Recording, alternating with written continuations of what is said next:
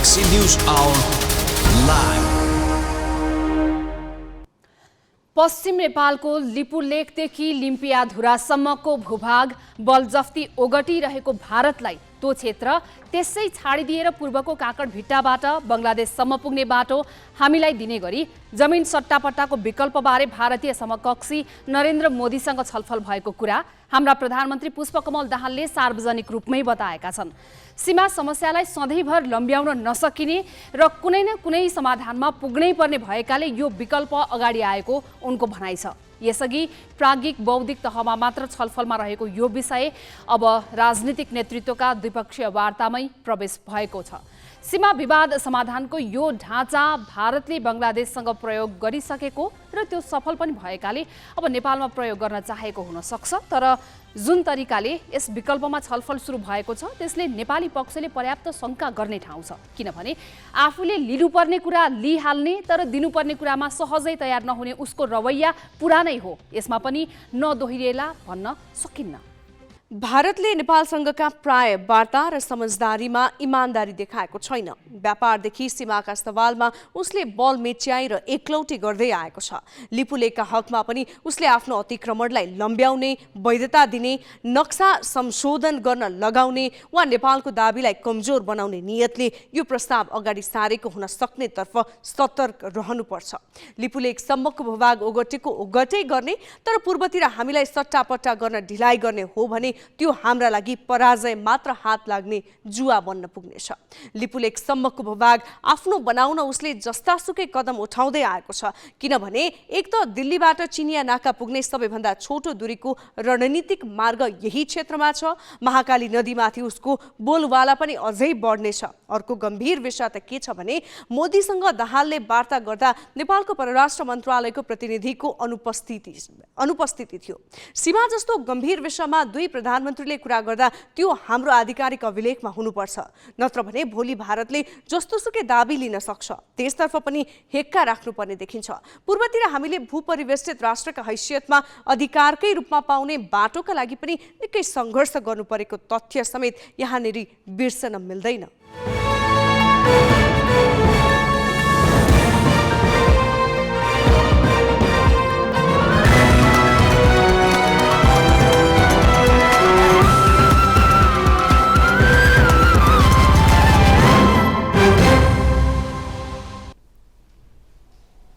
नमस्कार, यो हो ग्यालेक्सी न्यूज आवर। अब हेडलाइन्स।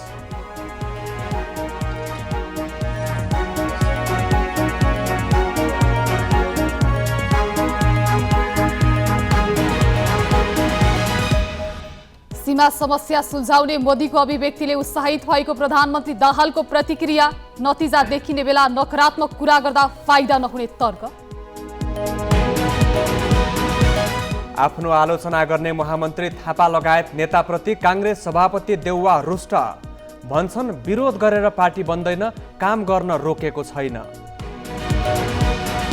सगरमाथा आरोहणको इतिहासमा यसपालि सबैभन्दा बढी मानवीय क्षति। 3 महिनामा 12 जनाको शव फेला, 5 जना बेपत्ता।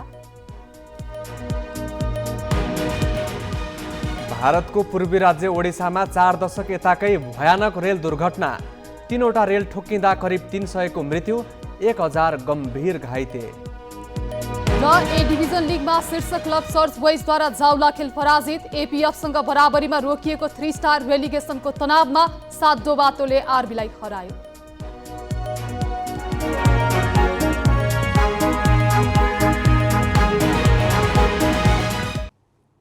चार दिन अघि प्रधानमन्त्री पुष्पकमल दाहाल निकै उत्साहित हुँदै भारत भ्रमणमा निस्किएका थिए।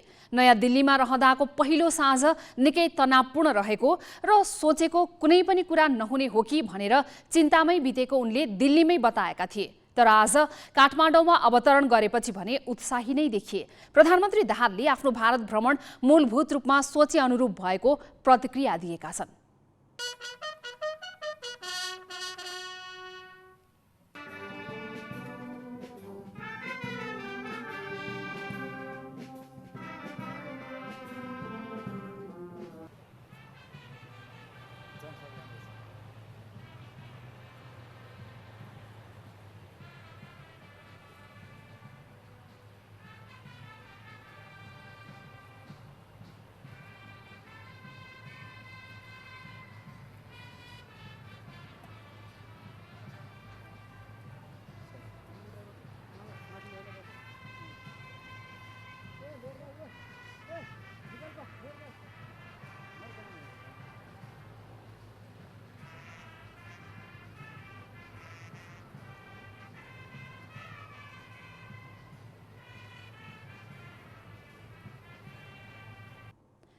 4 दिने भारत भ्रमणबाट स्वदेश फर्किएका दाहालले केही बेर अघि त्रिभुवन अन्तर्राष्ट्रिय विमानस्थलमा पत्रकार सम्मेलन गरी आफ्नो भ्रमणमा मूलभूत रूपमा सोचेको कुरा पूरा भएको बताएका छन्।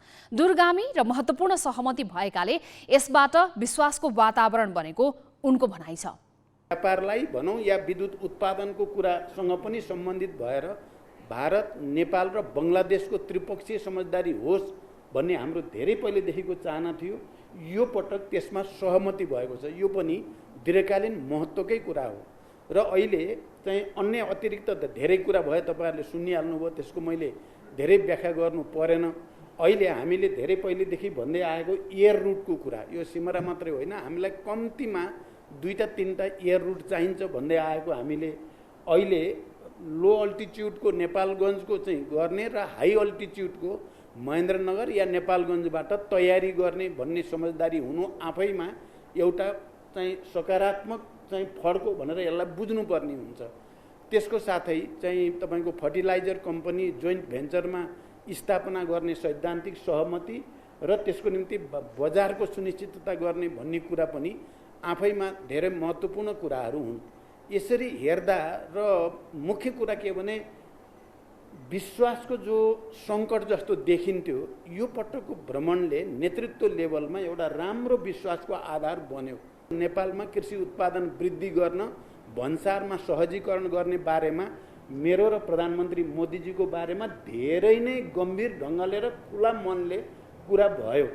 यो सबैले के देखाउँछ भने यो भ्रमण विगतको भन्दा फरक विश्वासको वातावरण मात्रै होइन, परिणाममुखी पनि भएको छ।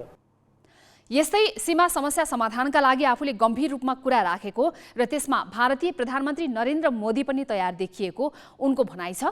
मोदीले सार्वजनिक रूपमै सीमा समस्या सुल्झ्याउन तयार रहेको भनेर दिएको अभिव्यक्तिले आफूलाई उत्साहित बनाएको उनको भनाइ छ। इपिजीको कुरा हो, हामी सबैको चासोको विषय हो। अब मैले आफ्नो ढङ्गले कुरा नगरेको छैन, आफ्नो ढङ्गले कुरा गरेको छु, तर अहिले यो विषयलाई चाहिँ बढी उचालेर अब यो आर्थिक र द्विपक्षीय चाहिँ के अरे सहयोगको क्षेत्र विस्तारको जो परिणाममुखी वातावरण बनेको बिगार्नु उचित थिएन। विभिन्न विकल्पहरूको बारेमा किन नसोच्ने भन्ने कुरा भएको छ र त्यहाँ प्रधानमन्त्री मोदीसँग मात्रै होइन, हामी टिमै बसेको बेलामा पनि विकल्प बङ्गलादेश मोडेलको कुरा, बङ्गलादेशको लामो समयदेखि रहेको समस्या समाधान गर्न भारत बङ्गलादेशले जो सफलता प्राप्त गरे त्यो अनुभव हाम्रो लागि पनि हुनसक्छ भन्ने एउटा माने चर्चा त्यतापट्टि, त्यो नि एउटा विकल्प हो। अहिले त्यसमा कुनै निष्कर्ष होइन, त्यो पनि एउटा विकल्प हो भन्ने कुरा भयो। अर्को तपाईँले भने जस्तै चाहिँ हामीलाई बङ्गलादेश जाने बाटो दिने कुरा पनि एउटा विकल्प। नेपालका विज्ञहरूले भन्ने पनि राख्नु भएको छ, हामीलाई बङ्गलादेश जाने बाटो त्यही जमिन बराबर दिने हो भने त सजिलै हल हुन्छ भन्ने चाहिँ नेपाली विज्ञहरूको लगातारको भनाइ छ। त्यो पनि एउटा विकल्प हो। अब एउटा विकल्प त हामीले जो तथ्याङ्क ऐतिहासिक तथ्यको आधारमा हाम्रो भूमि भनेर हामीले चाहिँ दाबी गरिरहेका छौँ, दाबी मात्रै होइन, त्यो हाम्रो भूमि नै हो। त्यो भूमि सर्लको फिर्ता गरेर सबभन्दा राम्रो, अथवा त्यो चाहिँ यदि स्ट्रेटेजिकल्ली चाहिँ केही संवेदनशीलता हो भने अरू विकल्पहरू पनि हुन सक्छन् भन्ने बारेमा छलफल भएकै कारणले मैले बुझेसम्म मोदीजी चाहिँ अलि उत्साहितै भएर ल सिमानाको समस्या नै हल गर्ने भनेर मैले भन्दा पहिला बोल्नु भयो। यो सकारात्मक भएको छ, यसलाई पनि सकारात्मक रूपले लिउँ। भारतको ओडिसा राज्य पुगेर महाकालेश्वर मन्दिरमा पूजा गर्दा पहिरेको गेरु वस्त्रबारे पनि उनले स्पष्टीकरण दिए। उनले आफू धर्मनिरपेक्ष भए पनि धर्म विरोधी नभएको र दुई देशबीच विश्वास बढाउन एउटा प्रधानमन्त्रीका रूपमा त्यसो गरेको तर्क पनि गरे। होइन, उज्जैन गएर मैले चाहिँ के अरे पहेँलो लाएर नयाँ अवतार होइन, यो मेरै पुरै नै अवतार हो, केही नयाँ ठान्न पर्दैन यसलाई। तपाईँहरूले म मुस्लिम कम्युनिटीको कार्यक्रममा गएर मुस्लिम टोपी लाएर मुस्लिम भएको देख्नुभएको छैन। अनि हिन्दूकोमा चाहिँ जान नहुने, अरूकोमा जान हुने भन्ने हुन्छ र? म वास्तवमा मनैले धर्मनिरपेक्षतावादी हो। धर्मनिरपेक्ष भनेको धर्म विरोधी भन्ने होइन नि, सबै धर्मलाई समान व्यवहार गर्ने र राज्यले कुनैलाई काखा पाखा नगरोस् भन्ने हो। आफू धर्मनिरपेक्षतावादी भएको नाताले मैले हिन्दू मुस्लिम बुद्धिस्ट क्रिस्चियन सबै धर्मावलम्बीहरूप्रति समान व्यवहार गर्नुपर्छ। त्यहाँ म त अहिले कम्युनिस्ट मात्रै होइन नि, प्रधानमन्त्री पनि हो नि त। प्रधानमन्त्री त सबैलाई समेटेर जानुपर्ने हुन्छ। त्यो महाकालेश्वरको के रहेछ भने मुख्य अतिथिले चाहिँ त्यो लाउनै पर्ने प्रोटोकल रहेछ क्या, त्यो प्रोटोकल मिच्न पर्ने। अब प्रोटोकल मिचेर भयो भने मलाई लाउन नदिनुहोस् भन्दाखेरि के हुने भयो, भारतका करोडौँ चाहिँ जनताको मनमा चाहिँ चिसो बस्ने भयो नेपालप्रति र नेपालको प्रधानमन्त्रीप्रति। त्यो देशलाई फाइदा हुन्थ्यो त त्यो।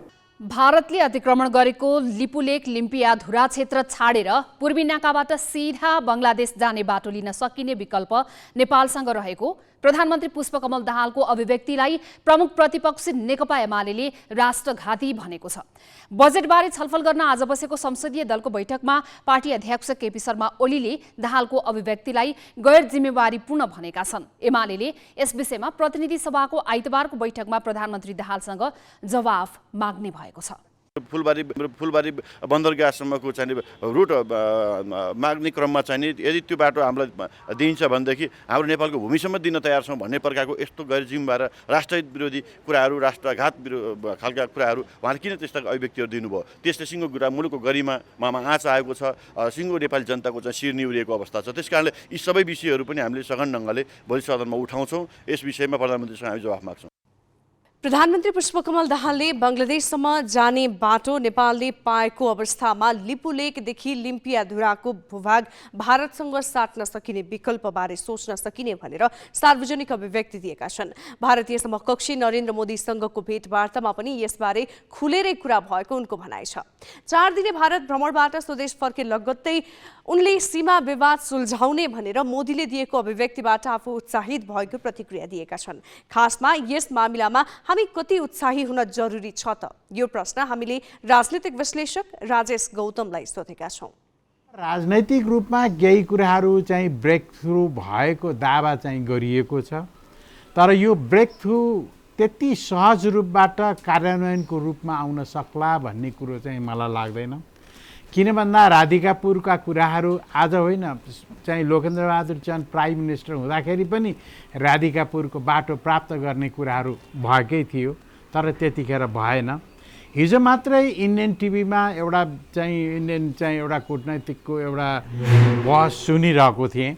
त्यो बहसमा के भन्दा कि राधिकापुरको बाटो दियो भने इन्डिया चाहिँ एक किसिमले विभाजित हुन्छ, मतलब बीचबाट सडक जान्छ, इन्डिया उता पनि पर्छ यता पनि पर्छ, त्यसले गर्दाखेरि त्यो नराम्रो किसिमको मेसेज त्यसले जान्छ। त्यसैले राधिकापुरको बाटो दिनु हुँदैन भनेर हिजै इन्डियन ब्युरोक्रेट्सहरूले चाहिँ बहसको सुरुवात गरिसके। त्यसैले त्यति सहज रूपबाट चाहिँ यो भ्रमण सफल भयो भनेर दावा गर्न सक्ने स्थिति चाहिँ छ जस्तो मलाई लाग्दैन। किन भन्दा इन्डियामा ब्युरोक्रेसी धेरै हाई छ। त्यसैले नेताले भन्यो भन्दैमा ब्युरोक्रेसीले त्यो कुरालाई आँखा चिम्लेर स्वीकार गर्ने इतिहास भारतमा छैन।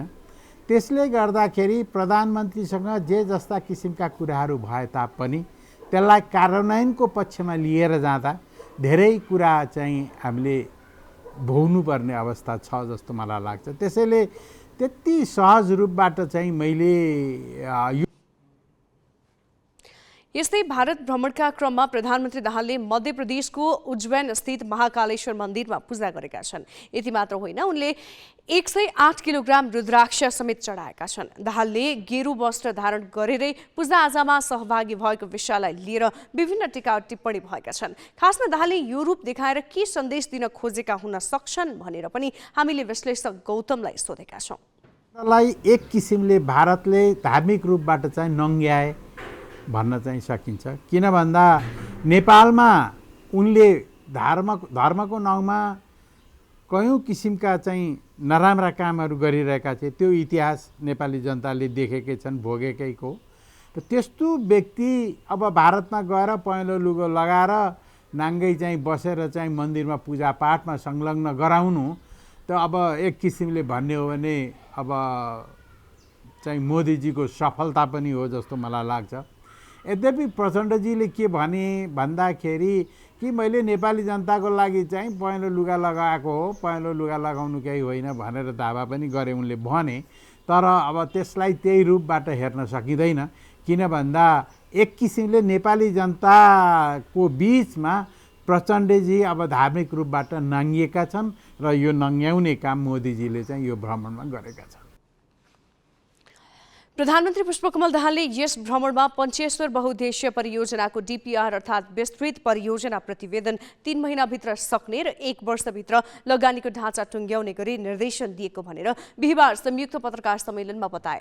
9 वर्ष अघि भारतीय प्रधानमन्त्री नरेन्द्र मोदी नेपाल आएका बेला नै 6 महिनाभित्र DPR तयार पार्ने घोषणा मोदीले गरेका थिए। तर अहिलेसम्म त्यो काम किन रोकियो र अब चाहिँ अगाडि बढ्छ भन्ने आधार के छ त? 67 वर्ष अघि सन् 1956मा भारतीयहरूले नै यो आयोजना सर्वप्रथम पहिचान गरेका थिए।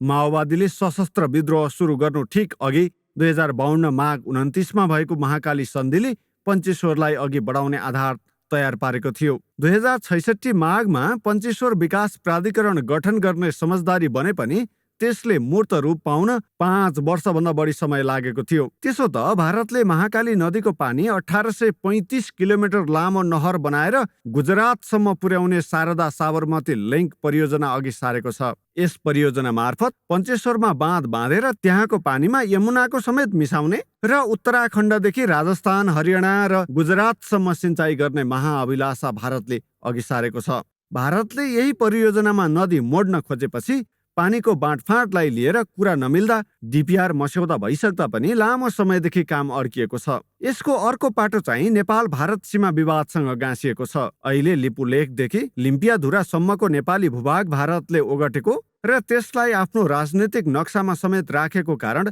विवादको केन्द्रमा छ। प्रधानमन्त्री दाहालले भारतलाई बङ्गलादेशसम्म जाने भूमि दिएमा यो विवादित क्षेत्र छोड्ने प्रस्ताव गरेका खबरहरू आइरहेका छन्। उता शारदा ब्यारेजको बीच भागमा फहराइरहेको नेपाली झण्डालाई हटाएर अहिले भारतीय सीमा सुरक्षा बलले महाकालीदेखि निकै भित्रसम्म सुरक्षा चौकी राखिरहेको छ। पञ्चेश्वर परियोजनालाई पनि लिपुलेखदेखि लिम्पियाधुरासम्मको भूभागसँगै महाकाली नदीमाथि आफ्नो आधिपत्य जमाउने भारतीय रणनीतिका रूपमा मात्र अघि सारिएको हुन सक्ने कतिपयको बुझाइ छ। सुदूरपश्चिमको विकासको कोसेढुङ्गा हुन सक्ने ठानिएको यस परियोजनामा यसपालि पनि प्रधानमन्त्रीले बलियो कदम नउठाएको त्यस क्षेत्रका सरकारवाला बताउँछन्।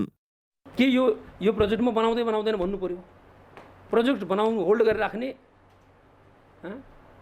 अनि चाहिँ मतलब कमसेकम कुनै टुङ्गोमा नपुग्ने त यो कुरा त दोहोरो इन्ट्रेस्टको कुरा हो, दुईटैको इन्ट्रेस्टको कुरा हो। त्यसकारण त्यो बायोलेटरल इस्युमा चाहिँ छलफल त परामर्श त हरेकपल्ट होला नि। यो किन भयो भन्नु यो पनि ठिक होइन, हुनुपर्छ। प्रधानमन्त्री दाहालले पञ्चेश्वर र विगतको महाकाली सन्धिलाई लिएर के कस्ता समझदारी गरे भन्ने कुराहरू दुवै पक्षका सरकारले खुलस्त बाहिर ल्याएका छैनन्। लिपुलेख लिम्पियाधुराको भूमि छाडेर बङ्गलादेशसम्मको पहुँच मार्ग प्राप्तिको विकल्पका रूपमा छलफल भएको दाहालले बताए पनि भारतीय पक्षको यसमा स्पष्ट प्रतिक्रिया आइसकेको छैन। त्यसैले यस मुद्दामा बेग्लै खिचडी पाकिरहेको त छैन भन्ने प्रश्न पनि उब्जिएको छ। तर स्थानीय जनप्रतिनिधिहरू जुनसुकै हालतमा पनि यो परियोजना अघि बढाउन पर्ने बताउँछन्। र यसलाई कारणमा बरु चाहिँ आज दबाउको आवश्यकता के हो भने यो प्रोजेक्ट छिटो बनाउनुहोस्, किन यो क्षेत्रको समृद्धि चाहनुहुन्छ। उत्तराखण्ड पनि चाहिँ कमजोर स्टेट नै अरू स्टेटहरूको तुलनामा, हाम्रो सुदूरपश्चिम पनि कमजोर स्टेट हो। त्यसकारण इकोनोमिकल ग्रोथ, यहाँका जनताको जीवन स्तरलाई सुधार गर्नको निमित्त यस्तो मेगा प्रोजेक्ट्सहरू चाहिँ अपरिहार्य छन्। यसका लागि जनमत बिल्ड गर्ने हो। 32 वर्ष अघि स्थापित पञ्चेश्वर कन्सोर्टियमले महाकाली नदीमा 315 मिटर अग्लो उच्च बाँध बाँधेर 6480 मेगावाट र रूपाली गाडमा 83 मिटर अग्लो अर्को बाँध बाँधेर 240 मेगावाट गरी कुल 6720 मेगावाट विद्युत उत्पादन गर्ने प्रस्ताव गरिएको थियो। उक्त प्रस्तावको आधारमा नेपालले 28 वर्ष अघि नै यसको DPR तयार पारेको थियो। यस अनुसार भारतमा 16 लाख हेक्टर र नेपालमा जम्मा 93,000 हेक्टर सिँचाइ गर्ने भनिएको छ। पछिल्लो समय भारतको सरकारी कम्पनी जल तथा शक्ति परामर्श सेवा अर्थात् वापकोसले बेग्लै DPR बनाएको छ। 7 वर्ष अघि नै टुङ्ग्याउने गरी ठिक्क पारिएको प्रतिवेदन त्यसै अलपत्र छ।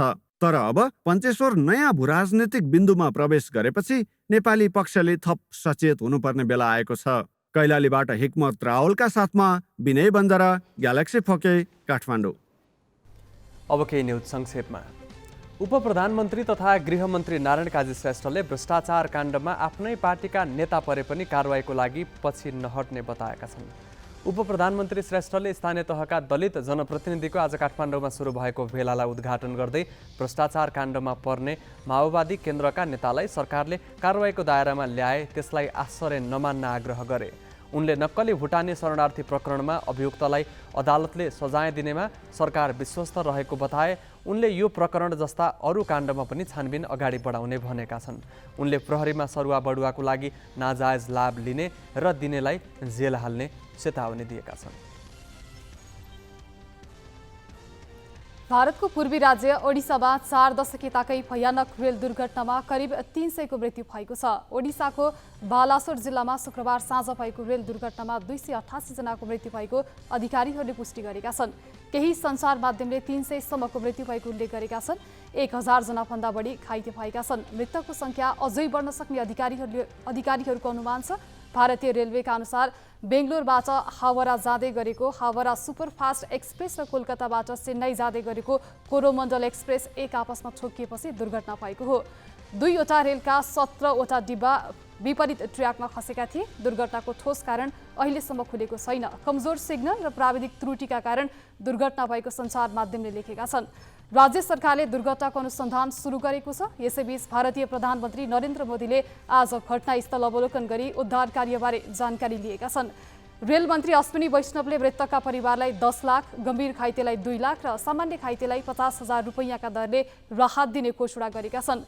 दुर्घटनाका कारण ओडिसा र तमिलनाडुमा एक दिन शोक घोषणा गरिएको छ। बाँकी प्रसङ्ग सोनिका रियालबाट। सगरमाथाको सफल आरोहण गर्नेहरूलाई सम्मान थाप्न भ्याइ नभ्याइ छ। एकपछि अर्को कीर्तिमान बनिरहेका छन्, तर आरोहण त्यति सजिलो छैन, कहाली लाग्दो पनि छ। यस वर्ष सगरमाथा आरोहणका लागि इतिहासमै सबैभन्दा धेरै 478 जनाले अनुमति पाएका थिए। आरोहणमा निस्किएका मध्ये 325 जना सगरमाथाको चुचुरोमा पुगे। 17 जना भने कहिल्यै नफर्किने गरी विलय भए।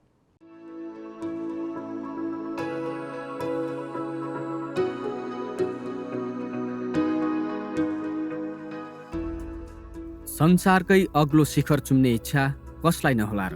त्यही इच्छा पूरा गर्ने लक्ष्यसहित यसपालि इतिहासमै सबैभन्दा धेरै 478 जनाले अनुमति लिए। तीमध्ये 325 जनाले सगरमाथाको सफल आरोहण गरे। अनुमति नलिएकाहरू करिब 250 को संख्यामा सगरमाथा पुगे। उनीहरू आरोहीका सहयोगीका रूपमा पुगेका हुन्।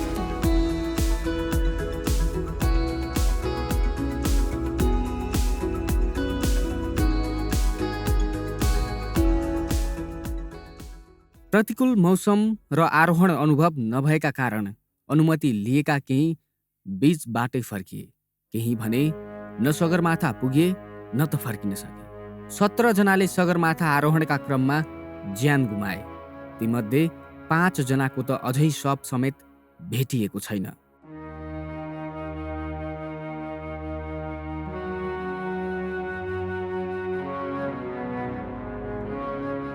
नौ वर्ष अघि सगरमाथा आरोहणका क्रममा एकै दिन 9 जनाको मृत्यु भएको थियो।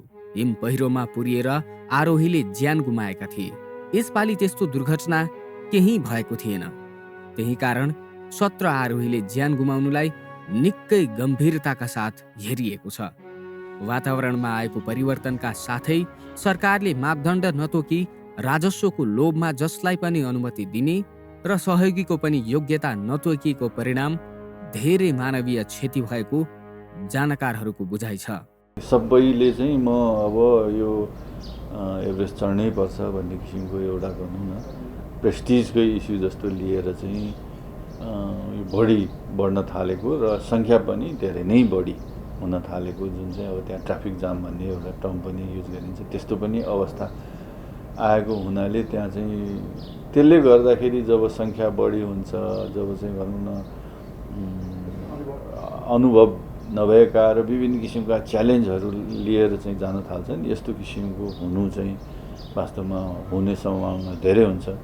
र मेरो सीमित यस सम्बन्धी ज्ञानले पनि मलाई जहाँसम्म लाग्छ यहाँ चाहिँ यस्तो किसिमको कारण प्रमुख कारक हो। आरोहणको अनुभव नभएका सहयोगी जाने क्रम बढेको परिणाम धेरै मानवीय क्षति भएको पर्यटन विभागको पनि स्वीकारोक्ति छ।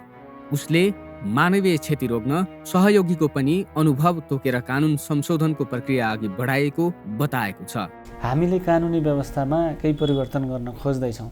त्यो कानुनी व्यवस्थाले के गर्न खोजेको छ भने कमसेकम नेपालको पर्वतारोहण सम्बन्धी अनुभव भएका साथीहरू, तालिम प्राप्त गरेका साथीहरू, माउन्टेन गाइड भन्छौँ हामी, ती साथीहरू र आरोहीहरू सदस्यहरूको बिचको एउटा हामीले रेसियो स्थापित गर्न खोजेका छौँ कानुनबाट।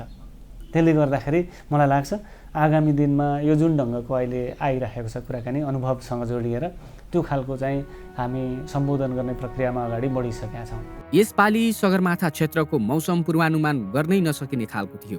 सोचेभन्दा बढी चिसो मौसमले पनि अप्ठ्यारो पार्यो। एकजना अमेरिकी आरोहीको अत्यधिक चिसोका कारण सुतेकै ठाउँमा मृत्यु भयो। सहयोगीहरूलाई रकम बुझाएपछि सगरमाथामा पुगिहालिन्छ भन्ने मानसिकतालाई पनि जानकारहरूले मानवीय क्षतिको एउटा कारणका रूपमा लिएका छन्।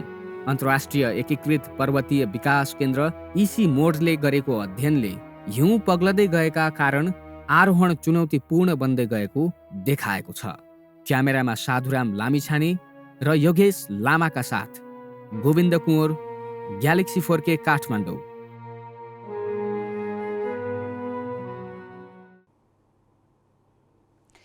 संसारकै सर्वोच्च शिखर सगरमाथामा हालसम्म 290 जनाले ज्यान गुमाएका छन्।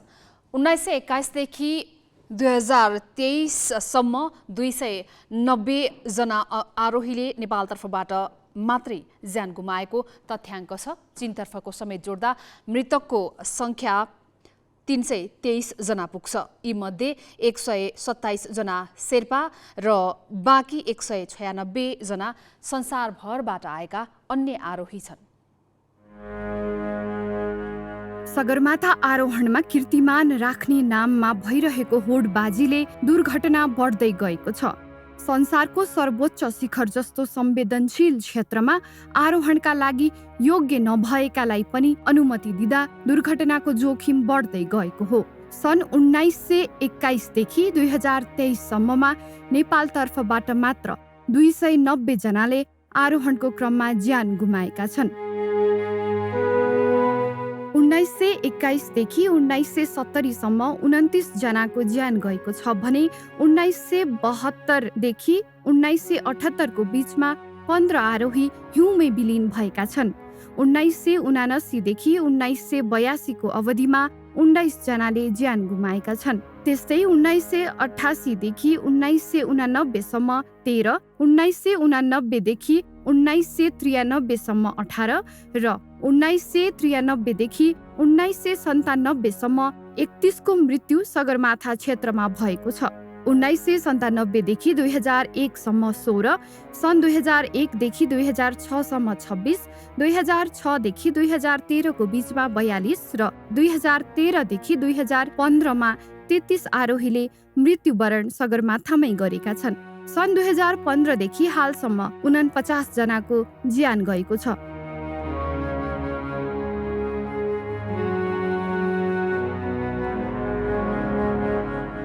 आरोहीको चाप बढ्दै जाँदा सगरमाथा क्षेत्रमा मानवीय क्षति पनि बढ्दै गएको यस आंकडाले देखाउँछ।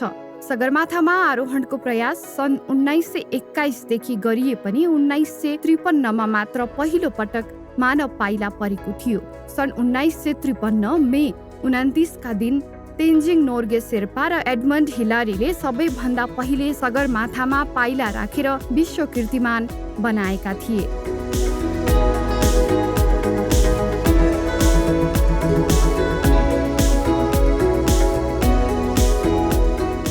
उनीहरूले पहिलो पटक संसारको अग्लो शिखरको सफल आरोहण गरेपछि सगरमाथा चढ्ने होड झन बढेको हो। पर्वतारोहण विधि साहसिक पर्यटकका लागि नेपाल प्रमुख गन्तव्य पनि हो। हालसम्म करिब 8000 आरोही र सहयोगीले सगरमाथा चढेको पर्यटन विभागले जनाएको छ।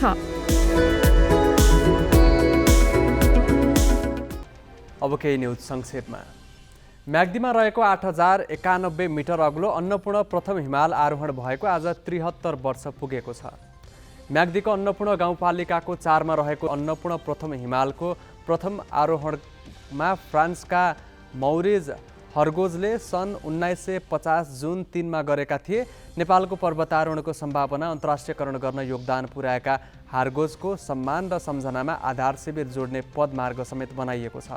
पदमार्ग, झुलुङ्गे पुल, आश्रयस्थल लगायतका पूर्वाधार बनाउन पर्यटन मन्त्रालयले 2 करोड 80 लाख अन्नपूर्ण संरक्षण क्षेत्र आयोजना एकेपले 40 लाख बढी खर्चिएका छन्।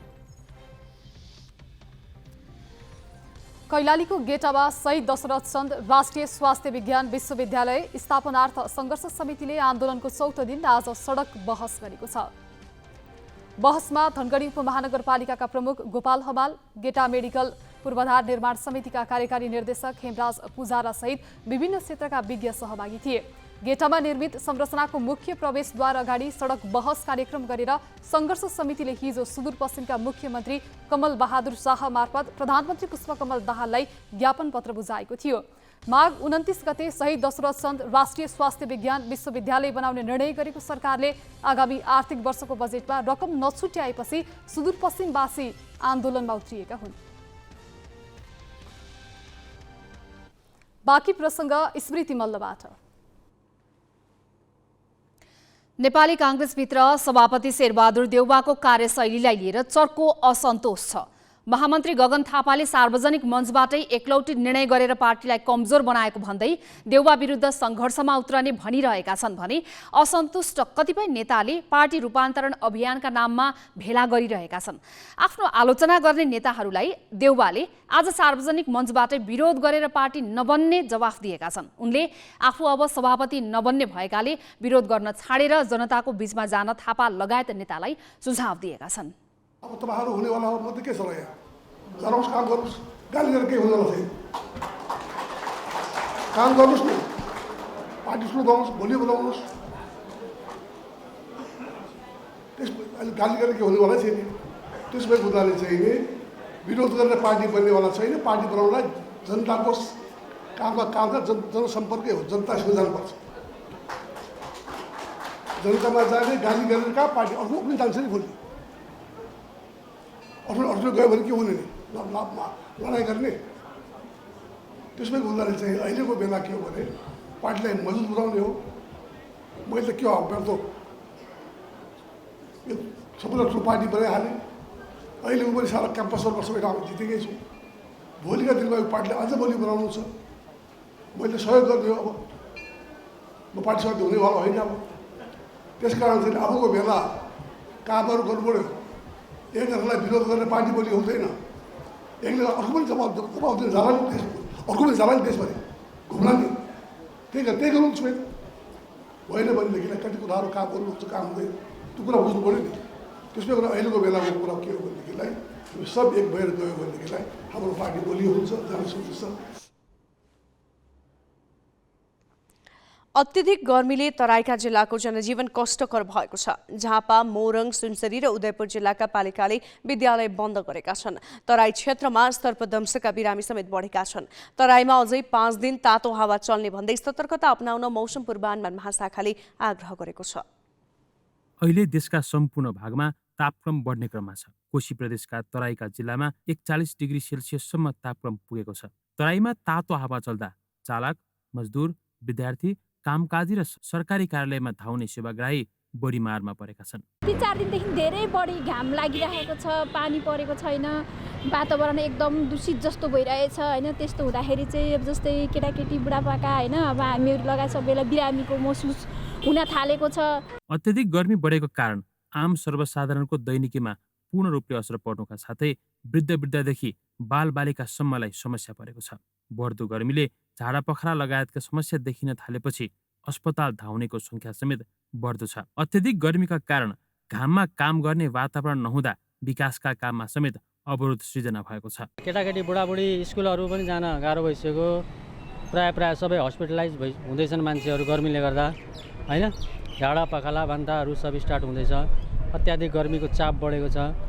त्यसले गर्दा दैनिक दिनचर्या धेरै कठिन छ। गर्मीकै कारण बजारमा मानिसको चहल पहल घटे पनि जुस र चिसो पेय पदार्थ पाइने ठाउँको व्यापार भने बढेको छ। गर्मी बढेसँगै सर्पदंशका बिरामीको सङ्ख्या पनि बढ्दो छ। सर्पले टोकेका बिरामी सर्पदंश उपचार केन्द्र र अस्पताल पुग्ने गरेका छन्। चैतसम्ममा फाटाफुट्टा रूपमा मात्रै सर्पले टोकेका बिरामीहरू अस्पतालमा आउने गरेको भए पनि वैशाखपछि अस्पताल आउने सर्पदंशका बिरामी बढेको स्थानीय अस्पतालका स्वास्थ्यकर्मी बताउँछन्। गाह्रो र मृत्यु हुने मेन मुख्य कारण भनेको समयमा अस्पताल नआउनु हो। त्यही भएर समयमा अस्पताल र नजिकको केन्द्रमा आइदिनु होला र सर्पसँग चाहिँ हामी सबै आम जनता, किनभने जनस्वास्थ्यको समस्या भएकोले गर्दाखेरि चाहिँ सबै जनता, चिकित्सक, स्वास्थ्यकर्मी, मिडियाकर्मी सबैले मिलेर लड्नुपर्छ। हामी यसबाट चाहिँ सजिलै बच्न सक्छौँ।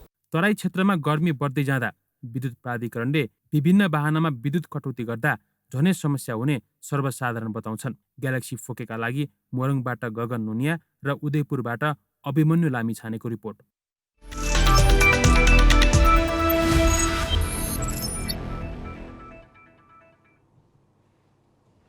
नेपाल र मलेसिया बीचको टी20 श्रृङ्खला रोमाञ्चक मोडमा पुगेको छ। चौथो खेलमा आज मलेसियाले नेपाललाई 4 विकेटले हराएपछि श्रृङ्खला रोमाञ्चक मोडमा पुगेको हो।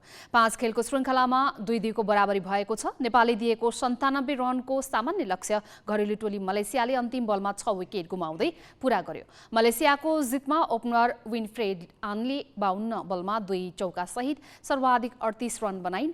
खेलमा नेपाली बलर चल्न सकेनन्। पहिले ब्याटिङ गरेको नेपालले निर्धारित ओभरमा 7 विकेट गुमाउँदै मात्र 96 रन बनायो। इन्दु बर्माले 32 र बिन्दु रावलले 24 रन बनाउन सके। कविता कुँवर 12 रनमा अविजित रहिन्। अन्य खेलाडीले दोहोरो अङ्क छुन सकेनन्। विनफ्रेड एनीले 3 विकेट लिइन्। 5औं तथा निर्णायक खेल आइतबार हुनेछ। तेस्रो अन्नपूर्ण म्याराथनको उपाधि जुम्लाका धीरबहादुर बुढाले जितेका छन्। अन्नपूर्ण आधार शिविरबाट सुरु भएर घान्द्रुकमा टुङ्गिएको दौडमा धीरबहादुर निर्धारित दूरी 4 घण्टा 10 मिनेट 5 सेकेन्डमा पुरा गरे।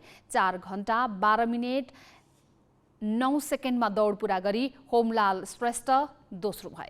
त्रिभुवन आर्मीका वेदबहादुर सुनुवारले तेस्रो भए। उनी 4 घण्टा 16 मिनेट 48 सेकेन्डमा दौड सकाए। अन्नपूर्ण प्रथम हिमाल आरोहण दिवसका अवसरमा गरिएको म्याराथनमा 57 जनाले प्रतिस्पर्धा गरेका थिए।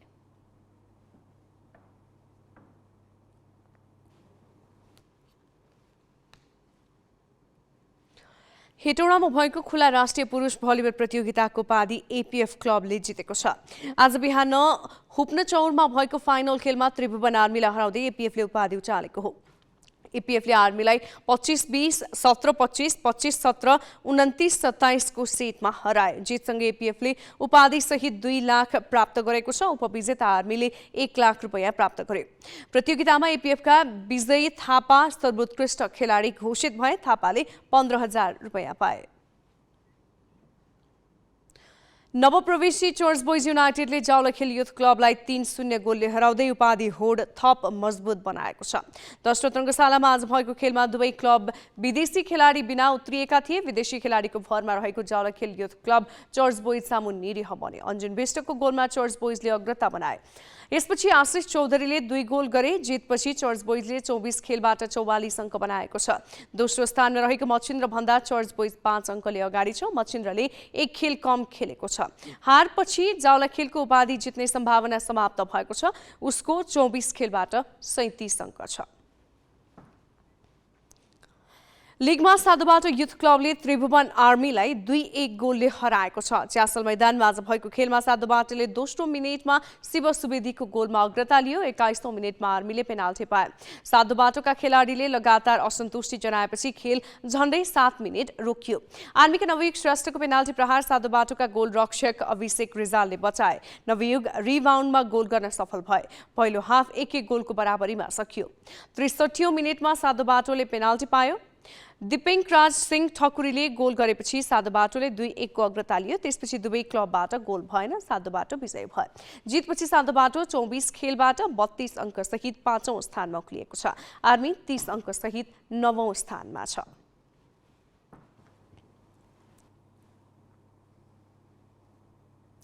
चारपटकको ए डिभिजन लिग विजेता र समृद्ध इतिहास बोकेको पाटनको सबैभन्दा चर्चित क्लब 3 स्टार जारी लिगमा रेलिगेसनको खतरामा छ। उसले पछिल्ला 13वटा खेलमा एउटा पनि जित हात पार्न सकेको छैन। अब 2 खेल मात्र बाँकी छँदा 28 अङ्कसहित लिगको 11औं स्थानमा छ।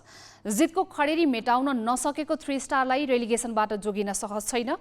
आज 3 स्टारलाई हारबाट सुनिल तामाङले जोगाए। 3 स्टार 1-1 गोलको बराबरीमा रोकियो।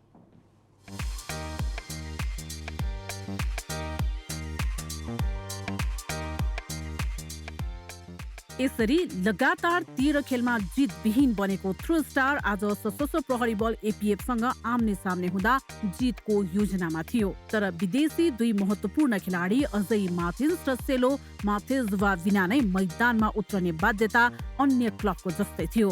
अहिले अधिकांश क्लबका विदेशी खेलाडीको श्रम स्वीकृति सकिएको छ।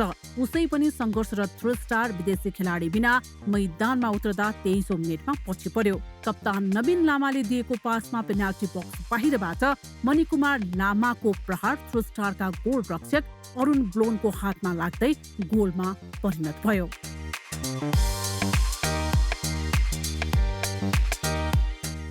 लगत्तै 3 स्टारले पाएको मौका गुमायो। पहिलो हाफ एपीएफको पक्षमा 1-0 को नतिजामा सकियो। दोस्रो हाफमा पनि 3 स्टार उत्कृष्ट लयमा फर्कन सकेन। एपीएफले गोल गर्ने मुभहरू बुन्दै 3 स्टारलाई दबाब दियो। 77औं मिनेटमा एपीएफले गोल गर्यो तर रेफ्रीले अफसाइडको संज्ञा दिए। 3 स्टार फिनिसिङमा फितलो देखिएको छ। उसले पछिल्लो 4 खेलमा गोल गर्न सकेको थिएन। तर गोलको खडेरीलाई भने 86औं मिनेटमा सुनिल तामाङले तोडे। योगेश गुरुङले दिएको क्रसलाई कप्तान विक्रम लामाले हेडर प्रयास गरे पनि नभेटेको बललाई सुनिलले 1 टचमा गोलको दिशा दिए।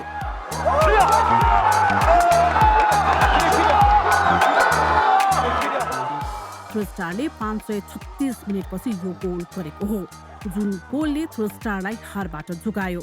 खेल 1-1 को बराबरीमा सकियो। सङ्कटालाई 3-0 ले हराएपछि 3 स्टारले जित निकाल्नै सकेको छैन।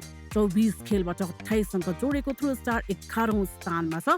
पुच्छारमा रहेको कुमल 4 भन्दा 3 स्टार मात्र 4 अङ्कले अगाडि रहेको छ। कुमल 4ले 3 स्टारले भन्दा 1 खेल कम खेलेको छ। मैले भने पीडा त पक्कै नै भइहाल्छ हैन, पीडा त पक्कै भइहाल्छ। तर म त्यो एकदमै प्रिपेयर भएर हामीले यो टिमले कुन स्थितिसम्म पनि भोग्नु पर्न सक्छ, यो टिममा हामीले सबै कुरा ब्यालेन्स मिलाउन सकेनौँ भन्ने कुरा चाहिँ त्यो पहिल्यै फिल गरेको थियो। यस्तो छ, अब अहिलेको हिसाब गर्दाखेरि अझै पनि हामीभन्दा मुनि 3टा टिमहरू छ। 3टा टिमहरू छ।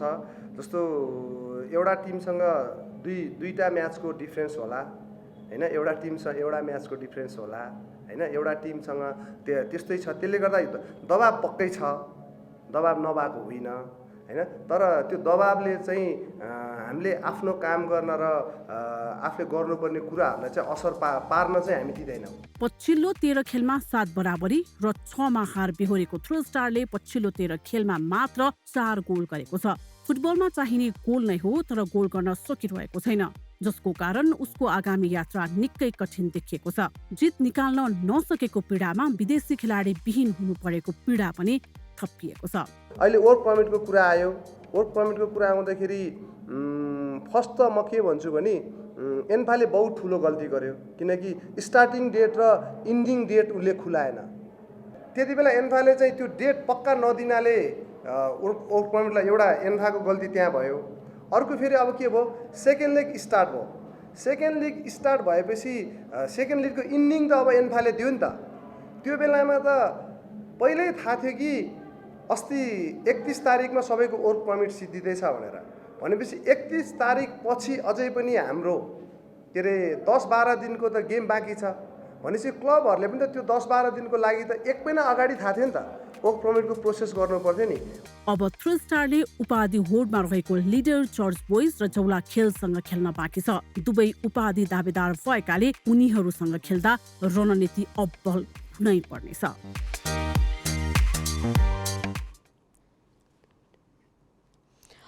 मुख तथा दाँतको स्वास्थ्य हाम्रो शारीरिक स्वास्थ्यको ऐनाको रूपमा हेरिन्छ। दाँतको अवस्थाले मानिसको व्यक्तित्व समेत झल्किन्छ। दाँतको स्वास्थ्यमा हेलचक्र्याइ गरियो भने गम्भीर समस्या आउन सक्छ। त्यसैले अन्य अङ्ग जस्तै दाँतको स्वास्थ्यमा पनि विशेष ख्याल गर्नुपर्छ। आज हामीले स्वस्थ दाँतको लागि के गर्नुपर्छ, नेपालमा दाँतको उपचारको अवस्था कस्तो छ भनेर वीर अस्पतालका अर्थोडोन्टिस्ट डाक्टर मनिष ब्रजाचार्यलाई सोधेका छौँ। स्वस्थ राख्नलाई त के खासै धेरै गर्नै पर्दैन। मान्छेले खास भन्यो भने बिहान र बेलुका 2 चोटि राम्रोसँग ब्रस गर्नु पर्यो। त्यसको साथसाथै फ्लसिङ भन्ने हुन्छ, फ्लस गर्नुपर्ने हुन्छ र 6 महिनामा चाहिँ दन्त चिकित्सकसँग चाहिँ बराबर चाहिँ 6 महिनामा चाहिँ रेगुलर चेकअप गराउनुपर्छ। तर आम जनतामा चाहिँ एउटा मिसकन्सेप्सन के छ भन्दाखेरि चाहिँ 6 महिनामा स्केलिङ गराउनु पर्ने भन्ने छ। त्यो सायद गलत हो। किन भन्दाखेरि 6 महिनामा फलोअप भनेको हो कि 6 महिनामा चाहिँ स्केलिङ ट्रिटमेन्टै गराउनुपर्छ भनेको चाहिँ होइन। 6 महिनामा फलोअप गर्यो भने के हुन्छ भन्दाखेरि सानोतिनो किरा लागेको छ भने साधारण ट्रिटमेन्ट गरे पुग्यो, अलिअलि फोहोर छ भने चाहिँ अनि बल्ल स्केलिङ गर्ने हो। स्केलिङ भनेको चाहिँ जुन हाम्रो दाँतमा चाहिँ राम्रोसँग सफा नभएर दन्तलेउहरू जुन जम्मा भएको हुन्छ, जुन हामीले चाहिँ मेडिकल टर्ममा चाहिँ क्याल्कुलस प्लाक भन्ने हुन्छ, तिनीहरू चाहिँ ब्याक्टेरियाको चाहिँ जमेर चाहिँ त्यहाँ ढुङ्गा जस्तो बनेको हुन्छ अथवा दन्तलेउ जमेर बसेको हुन्छ। त्यस्तो चाहिँ नर्मली चाहिँ ब्रस गरेर चाहिँ जाँदैन। त्यो चाहिँ धेरै समयसम्म बसिराख्यो भने त्यसले चाहिँ बिस्तारै गिजामा इन्फेक्सन गर्छ। इन्फेक्सन हुँदासम्म हामीले चाहिँ टाइममै देखायो भने चाहिँ त्यो दन्तलेउ क्याल्कुलसहरू हटाउन मिल्यो। त्यसले गर्दा इन्फेक्सन बढ्न पाएन। अब लङ टर्मसम्म बसिराख्यो भने के हुन्छ भन्दाखेरि त्यो चाहिँ भित्र हड्डीमा फैलिने, त्यसपछि दाँतहरू हल्लिने, गिजा तल सर्ने, सास गनाउने, त्यो समस्याहरू चाहिँ आउँछ। दाँत गिजाबाट पिप आउने, मेरो पहिला दाँत नर्मल थियो, अहिले दाँतहरू छिद्रा पऱ्यो, दाँतमा स्पेसिङ आउने, त्यस्तो समस्याहरू चाहिँ पर्छ। यो चाहिँ अब नेपालीमा अब धेरै नै फैलिएको छ। जहिले आउँदाखेरि स्केलिङ गर्नुपर्छ हजुरको भन्दाखेरि चाहिँ मान्दैन। मेरो दाँत अहिले स्केलिङ गऱ्यो भने फलानाले यस्तो भनेको, दाँत झन् हल्लियो, झन् नराम्रो भयो भन्छन्। यो चाहिँ एकदमै ठुलो भ्रम हो।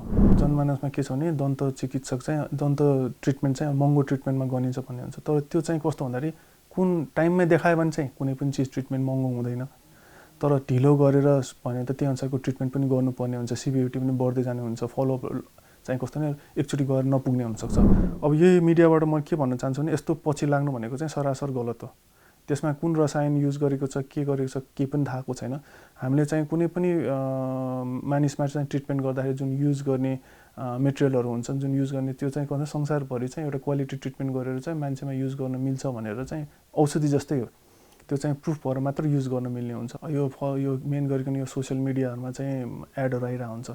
यो चाहिँ के अरे पेस्ट जस्तो लगायो भने तुरुन्तै ऐनामा हेर्दा पेन्ट लगायो भने दाँत सेतो हुने, एउटा त्यो एप्लायन्स जस्तो मुखमा राख्ने, बाङ्गोटिङको दाँत चाहिँ सरेर आफै मिल्ने, अनि प्राइस पनि यतिमा गर्ने, कति डिस्काउन्ट के भनेर चाहिँ यो चाहिँ अब अरू देशमा भएको भए चाहिँ हेर्नुहोस् अब त्यो उनीहरूलाई समातेर जेलै लग्थ्यो होला सायद। नेपालमा चाहिँ अलिकति कानुन फितलो भएको हुनाले उनीहरूले चाहिँ यो जालो फिजाइरहेको जस्तो चाहिँ मलाई लाग्छ। यो चाहिँ जनमानसले चाहिँ म के आग्रह गर्न चाहन्छु नि यस्तो पछि लाग्न चाहिँ हुँदैन। अब हामीले म्याक्सिमम् देखेको चाहिँ तारमा हामीले दाँतमा तार बाँध्ने भनेको चाहिँ ब्रेसेस लगाउने भन्छौँ। जुन हामीले दाँतमा देख्दाखेरि हरेक दाँतमा चाहिँ एउटा मेटलको क्लिप जस्तो टाँसेको हुन्छ, अनि त्यो चाहिँ ट्रिटमेन्ट चाहिँ हामीले त्यसरी सुरु गर्छौँ। आजकल चाहिँ ब्रेसेसै नलगाइकन पनि हजुरको चाहिँ एउटा क्लियर प्लास्टिकको चाहिँ एउटा क्याप जस्तो लगाउने हुन्छ, त्यसरी पनि दाँत मिलाउन सकिन्छ।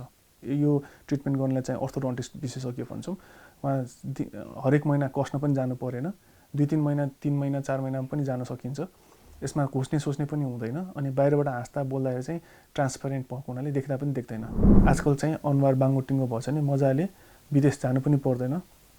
नेपालमै एकदमै दक्ष जनशक्ति छन्। इन्टरनेसनल लेभलको ट्रिटमेन्ट हामीले सरकारी अस्पताल वीर अस्पतालमा प्रदान गरिरहेको छौँ। गभर्मेन्ट हस्पिटलमा तपाईँको खर्च डक्टर लिने भन्ने हुँदैन। हस्पिटल त मिनिमम कस्ट दिँदा हुन्छ, तपाईँको चाहिँ सामान मात्र हामीले ल्याइदिनुपर्छ। त्यो छ हाम्रो चाहिँ कस्तो कन्डिसनको क्याटेगोरी हुन्छ, जस्तै चाहिँ मिनिमम हो कि माइल्ड क्याटेगोरी हो कि मोडरेट हो कि सिभियर भन्ने हुन्छ। माइल्ड र मोडरेटसम्म चाहिँ हामीले कन्डिसन क्लिनिकली चेकअप गरेर यति इन्च चाहिँ ब्रेसेस मात्र बाँधेर अथवा अलाइनर्स मात्र लगाएर चाहिँ ठिक हुन्छ भने चाहिँ हामीले चाहिँ सर्जरी चाहिँ प्रिफर गर्दैनौँ। तर कुनै केसमा सर्जरी सिभियर केसेस छ भने चाहिँ हामीले सर्जरी गर्नै पर्ने हुन्छ। यसमा चाहिँ एउटा के एड गर्न चाहन्छ भने वीर हस्पिटल मात्र हामीसँग अत्याधुनिक किसिमको सफ्टवेयर छन्। कस्तो हुन्छ भने मान्छेको हड्डी बाङ्गो भएर आएछ भने हामीले उसको सिटी स्क्यान लिएर उसको फोटोसोटो खिचेर एनालाइज गरेर अपरेसन गर्नुभन्दा अगाडि नै हड्डी काटेर उसको अनुहार कस्तो हुन्छ भनेर हामीले पहिला नै हेर्न मिल्छ। त्यसले गर्दाखेरि चाहिँ जुन पहिला हामीले आजभन्दा 5-6 वर्ष हामीसँग सफ्टवेयर नहुँदा हामीले चाहिँ म्यानुअल मेथडबाट गर्थ्यौँ। पुरा त्यो अनुहारको चाहिँ डुप्लिकेट बनाएर हातले चलाउँथ्यो कि मेजरमेन्ट गर्दाखेरि त तलमाथि त पर्थ्यो, तर अहिले हामीले सफ्टवेयर गर्दाखेरि हामीले पेसेन्टलाई छुनै पर्दैन। सर्जरी गर्नुभन्दा पहिला चाहिँ कस्तो भन्दाखेरि अलिअलि अन्दाजको भरमा हुन्थ्यो कि ओटीमै अलिअलि चेक गर्नु, अहिले त्यस्तो चाहिँ हुँदैन। हामीले चाहिँ पेसेन्टको अनुहार सर्जरी पछि डिजिटल सफ्टवेयरमा राखेर कस्तो हुन्छ, हामीले तलको मात्र हड्डी काटे पुग्ने कि चिउँडो काटे पुग्ने कि माथिको हड्डी काट्ने पुग्ने कि यहाँनिर हामीले चाहिँ इनकेस हामीले जोइन्ट रिप्लेसमेन्ट गर्दाखेरि चाहिँ यो तलको बङ्गरा कति गऱ्यो भने माथिको दाँत जोड्न चाहिँ मिल्ने, त्योसँग हामीले पहिले अपरेसन गर्नुभन्दा पहिले डिसाइड गरेर त्यही अनुसार हामीले डिजिटल प्रिन्ट गरेर सर्जरी गर्नुपर्ने भएको हुनाले हामीले यो अन्तर्राष्ट्रिय स्तरमा त्यतिको स्ट्यान्डर्डको चाहिँ हामीले नेपालमा गभर्मेन्ट हस्पिटलमा हामीले प्रोभाइड गरिरहेको छौँ। हामी ग्यालेक्सी न्युज आवरको अन्त्यमा छौँ।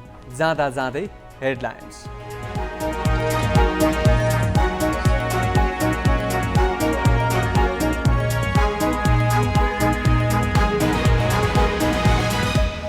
सीमा समस्या सुल्झाउने मोदीको अभिव्यक्तिले उत्साहित भएको प्रधानमन्त्री दाहालको प्रतिक्रिया। नतिजा देखिने बेला नकारात्मक कुरा गर्दा फाइदा नहुने तर्क।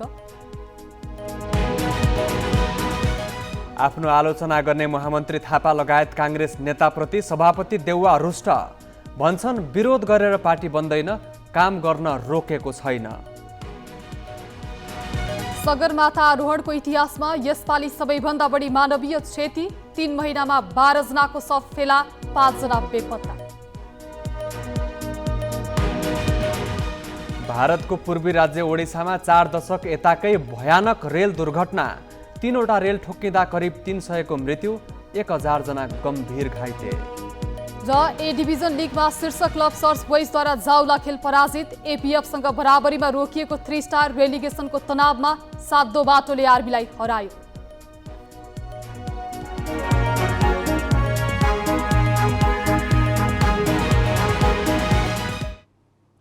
आजलाई ग्यालेक्सी न्युज सकियो। नमस्ते।